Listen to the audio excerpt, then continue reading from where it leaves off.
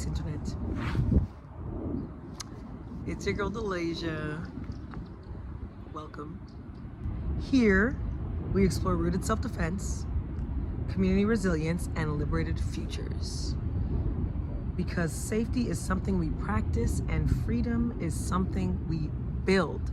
So let's get into it. These are not abstract concepts. These are practices and praxis, if you will, for our academic girlies, as a recovering academic myself.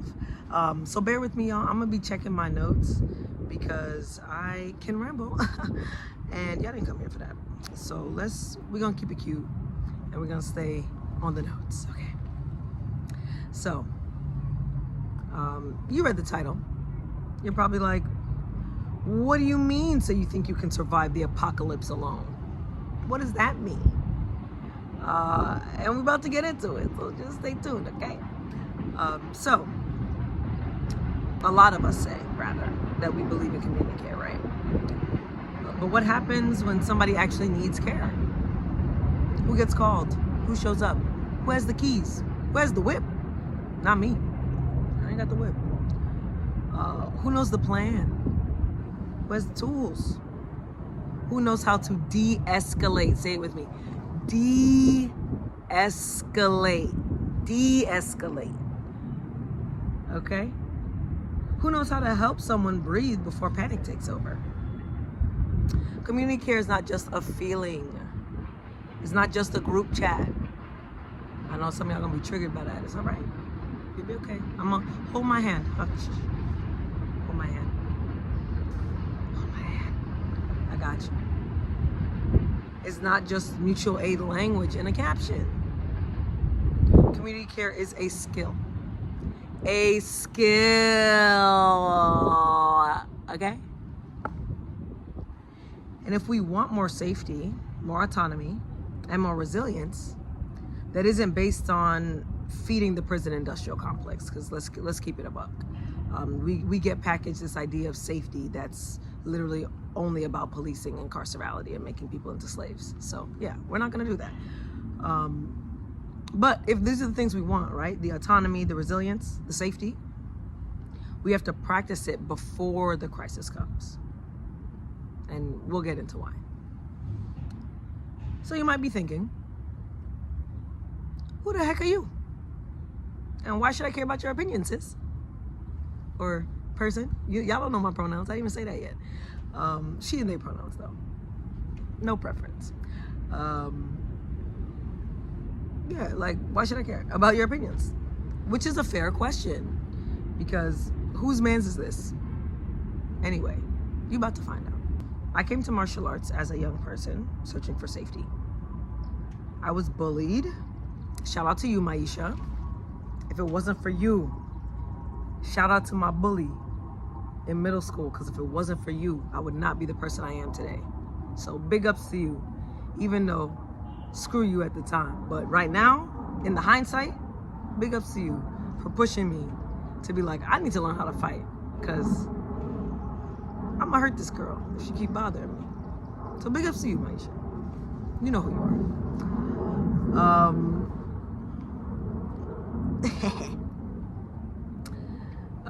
Yeah, I begged my parents to allow me to kickbox. Basically, my parents wanted me to be a child actor. Wonder why. You know, it's giving drama. And I was not interested in that as a young person at all. I was just doing it because they wanted me to do it. And yeah, and that's what it was giving in the auditions. So I realized that I had some pretty intense, or a little, I had a lot of passion. Some may say rage at the time. I mean, I was bullied. I had a lot of burgeoning questions about why society was the way it was, and did not have the answers because I was in middle school. And then wasn't really, surrounded by people who could answer those questions for me. So it just turned into a lot of rage. And I was very good at hiding it from my parents. And I thought to my little 13-year-old self, this could get weird if I allow this to continue. Maybe I should get an outlet. And I always thought kickboxing was cool. It's not like I was Like, I wasn't a kung fu movie kid at the time, but I thought it was cool. And I like the idea of being a lady kickboxer. That's lit. So I looked up kickboxing in my neighborhood on Ask Jeeves. Big ups to Jeeves. You know what I'm saying? Those who know. Went on Ask Jeeves, looked up kickboxing in my neighborhood, and I found a Muay Thai gym in the town next to the one I was living in. And went there for the trial class. Never turned back. Changed my life. Been doing Muay Thai ever since. So, big ups. Sometimes your biggest ops are actually in your corner and they don't even know. But that's another video for another time. We're gonna get back to that. Pero like that's part of what brings me here. So 20 years later, I have a 3-0-0 amateur Muay Thai record, a Brazilian Jiu-Jitsu gold medal, and it led me to teaching Muay Thai. And now my life has shown me that people need more than techniques. They need to belong. They need belonging. They need discernment. They need support. And people need community. The people need community. Okay? I happen to also be a union carpenter and a worker owner in a co-op called Breadfruit. We are helping people re-indigenize their relationship with craft through carpentry. The other founder is no longer in the co-op, but love her dearly, and my best friend is a clay artist. So we decided or understood that folks need to re-indigenize our relationship with building, and especially as working class Black and brown people, return to using our hands and using these skills, because there's a particular level of self-esteem that comes along with knowing that you can build something from scratch. It really is, it's a whole other beast, y'all. But let me get back to the thing, because as I said, I will ramble. Okay. So carpentry teaches me that safety must be built materially, not only imagined, not only theorized, but practically built with our own two hands. And there's nothing safer than the confidence of knowing you can build something to meet your own basic human needs and build your own future outside of this imperial garbage fire that we're all in. We can build it, but you gotta have the skills to build it, you know? So in 2021, I started a martial arts school named Metamorphosis Movement. Big up Metamove. Big up to the Metamove fam. We outside. We outside on the roof. And we teach comedic yoga, Muay Thai, and self-defense training toward community autonomy, focused on understanding full body and spirit wellness as essential aspects of self-defense. We frame safety through a decolonial, ecosystem-centered, and matriarchal defense lens. And we will get through what all those things mean in this context throughout this channel. So no need to be like, hold on girl, what you talking about? Because we're gonna get to it, but we're just not there yet. We started slow, we're keeping it cute. Let's come on the ride with me, trust me, take my hand, internet. Okay. This is why I keep them notes on me, keep them things on me, because I'll be out here being weird. So all this to say, number one, I'm a wizard, so you're welcome. But also, you can know how to throw a punch and still have no one to call. You can know how to breathe through fear and still be isolated. You can be strong and still be unsupported. That's why my work has expanded from self-defense into rooted community defense. Because autonomy does not mean doing everything alone. Autonomy does not mean doing everything alone, y'all. Autonomy means having the skills, relationships, and infrastructure to rely on ourselves and each other. Radical interdependence. We're gonna get into that too, but not in this video. Here are 5 reasons community care is not a soft alternative to self-defense. And autonomy is not isolation. It's practiced interdependence. I'm gonna get into that. So, point number one. Community care has to be specific. Vague care is not always useful care. A lot of us say, let me know if you need anything. I'm here for you. We keep us safe. I know y'all gonna be triggered that one by that one. That one, I triggered myself a little bit with that one too. But so I'm calling you with care because we got to do better. And community is everything, right? But when someone is actually in need, specificity matters. Better questions sound like, do you need food? Do you need a ride? Do you need someone to sit with you? Do you need help making a plan? Do you need someone to walk with you? Do you need help leaving? Do you need a quiet support or an active support? Do you need someone to check on you tomorrow? Care becomes more powerful when it becomes specific and, responsive to the people that you're caring for, not just catch-alls. The more specific we are, the more useful our care becomes. Point 2. People need language before crisis. Collective care requires practiced communication. Y'all trying to build a new world, and you can't even talk to your mama without having a panic attack. What we talk about? How we gonna do that? We don't have basic communication skills. Y'all trying to build a new world and you get frustrated when you gotta wait on a line at the patty shop. What we talking about? It's all right. Take a breath. Control your nervous system. So let's be for serious. Let's be for serious in today. Community defense requires us to practice saying what we need before we're overwhelmed, which actually requires you knowing what your needs are. And that's a whole nother video though. We'll get back to that. And it's a lot easier said than done, right? Because we live in a society that tells us, especially depending on the body you occupy, especially if you're in a melanated body, right? That your needs are actually not important and you should uphold, especially if you're gendered as not a man. You should uphold the needs of everybody else first, right? So it's hard to even realize what your needs are in the first place. So I get it. But we have to make that an essential point of being in community because that's how people can support you. If you don't know what your needs are, no one can support you with getting your needs met. It's just, making space for about a lot of confusion and frustration and misinterpretation, etc. So in the meantime, this is not the video for that, we're gonna get to that.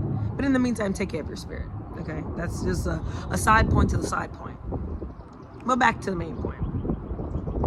People need to know how to say, I need support with XYZ. I don't feel safe because ... The best way to help me right now is etc. I need someone to check on me later. I need support, but not advice. This situation is escalating. I need help leaving. So take a moment and think about these phrases. I need support with. I don't feel safe because. The best way to help me right now is.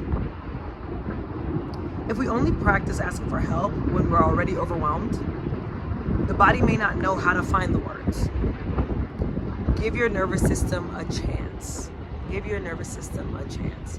Don't put yourself in a situation where you're in crisis and now you're expecting your brain to work optimally to find you a solution.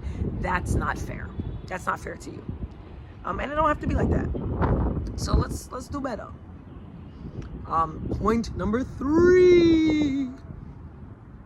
Autonomy is built through skills, not just beliefs. Shared skills create real freedom. Autonomy is not just an idea. It becomes real through practice. It's cute to have community-centered beliefs. We love that. We love community-centered beliefs, especially when they're non-carceral. But it means very little very little, okay, if it's not put into practice. Everybody, especially in this day and age, like, you know, back in my day, it wasn't cute to be liberation centered. Like, that was not the cool thing.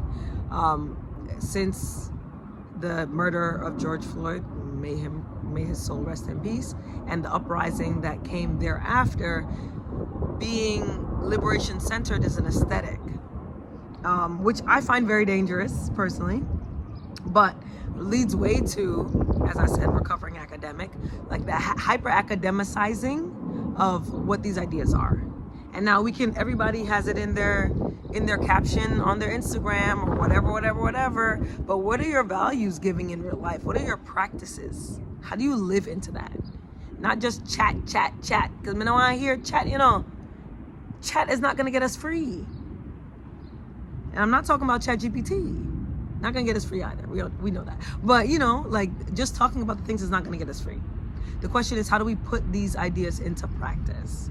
And if we're not centering the practice of it, then are we not just feeding our egos and creating avatars to look cool online?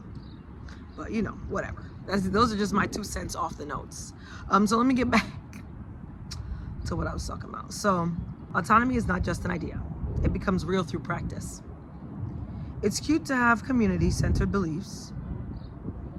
Let them be rooted in something. Please, no more armchair activists. Please, I'm begging you. Is it not fascism enough outside for us to actually think about all of these things we talk about being practical and not just some pie in the sky idea? Is it what else do we need? How many more G-sides do we need before this is real? Okay, whatever. We're gonna get back to that. Man, cries in activism. Okay, so autonomy can include self-defense, nervous system regulation, growing food, carpentry, first aid, conflict mediation. We all need that, especially those of us who are liberation centered in the spaces in which we occupy together. We need that conflict mediation skills. Yeah, we need that. We need that yesterday. We're a little late to that. Childcare, transportation, tool sharing, political education, financial cooperation, solidarity economies, knowing local resources. This is where martial arts, carpentry, wellness, and political education come together for me, poisonally, creating holistic, matriarchal defense ecosystems. I think the combination of those things is what makes a matriarchal defense ecosystem, right? And we'll get into matriarchal defense at some point on this channel, because people hear matriarchy and they think patriarchy in a skirt, and that's not what we're talking about. Actually, we're talking about whole different understandings of distribution of resources, of relationship, of care, and that's for all sentient life, not just human beings.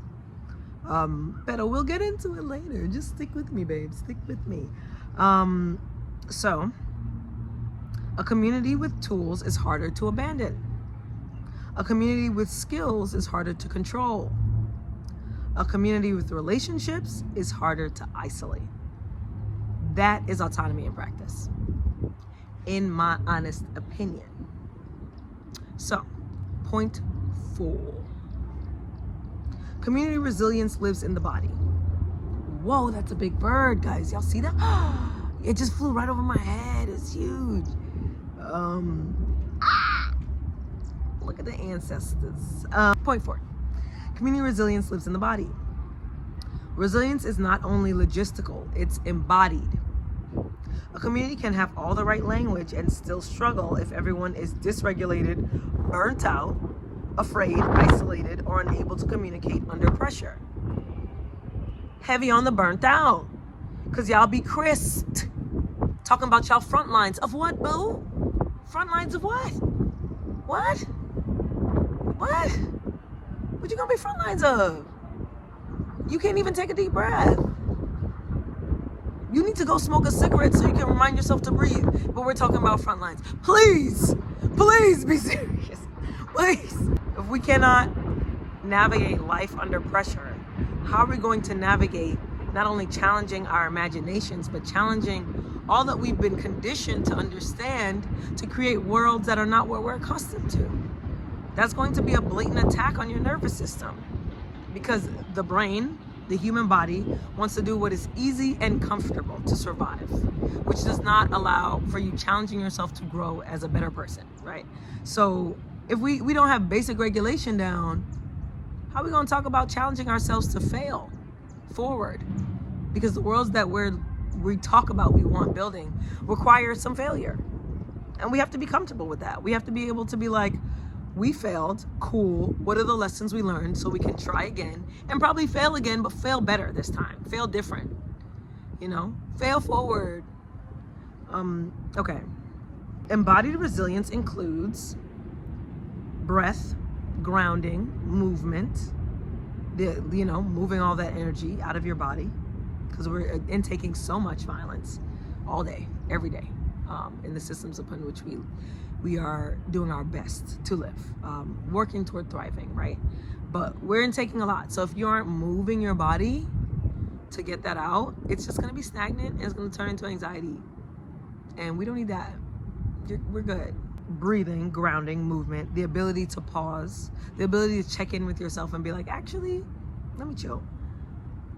The ability to listen, the ability to notice escalation, the ability to respond instead of react.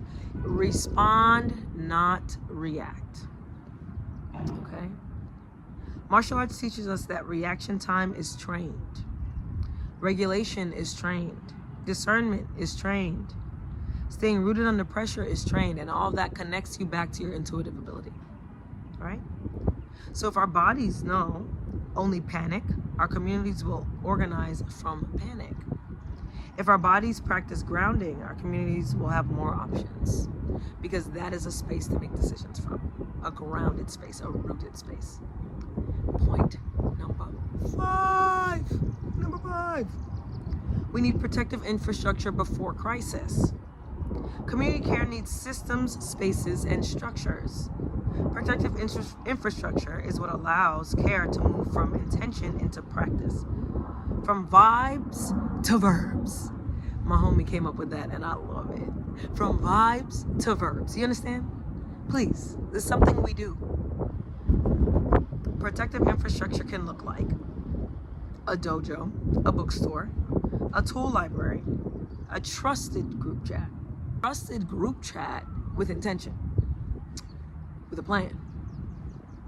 A childcare circle, a walking buddy system, a community fridge, a healing circle, a youth program, a shared emergency fund back to solidarity economies and mutual aid, a neighborhood skill share, a group of people who know how to show up before crisis gets worse. This is why Metamorphosis Movement is not just about martial arts classes. This is why Breadfruit Co-op, tool libraries, and community-based spaces are essential. Because safety is not just something we feel. Safety is something we build. It's something we do. It's a practice. So before I close, we've been having a time, but it is time to go. I want to name one practical way to begin turning community care into something real. Safety pods. A safety pod is a small, trusted group of people who agree to support each other before, during, and after moments of crisis. Not just in theory, in practice. Your safety pod might include people who can check on you when something feels off, help you leave an unsafe situation, walk with you or ride with you, hold emergency information, support you through conflict, help you regulate before panic takes over, connect you to food, shelter, childcare, transportation, or resources, mutual aid, remind you of your plan when your nervous system forgets, and that's a big one. So this is where community care becomes real. Because it's one thing to say we keep us safe, and I love that term, don't get me wrong, but like, let's make it concrete, please. It's a whole other thing to know, who do I call? What do I say? What do I need? Who can actually show up? What agreements do we already have? This is why safety pods are such an important part of rooted community defense. They help us turn care into structure. They help us turn values into practice. And, I'm a person who loves, I'm a Sag, so we love a vibe. But as I grow into this Capricorn cusp, I'm learning that the girls need structure to actually let the vibe thrive. The vibe won't thrive without the structure. Okay? So, this can help us turn values into practice. This can help us stop waiting until crisis to figure out who our people are. That's important. So if you want me to make a follow-up video on how to build your own safety pod, comment safety pod below, okay? Or hit it with the pod emoji. Put it in the comments below, internet. In that video, we can talk about who should be in your pod, what agreements to make, what information to share, and how to make sure your safety pod is rooted in care, consent, and real capacity.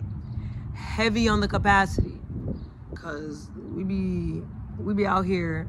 I used to be this way too, and I work it to be less this way every day, but over-promising and under-delivering. That's part of the vibes issue.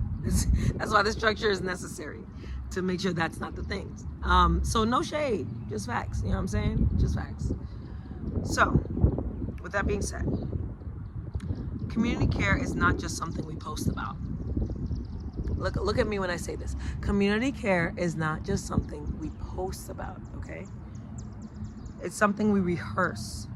Just like freedom. We have to prototype it. We have to rehearse it. We have to get into our child bag and play into our freedom, okay? It's how we answer the questions. Can I call you? Can you call me? Do we have a plan? Do we have the skills? Do we have the space?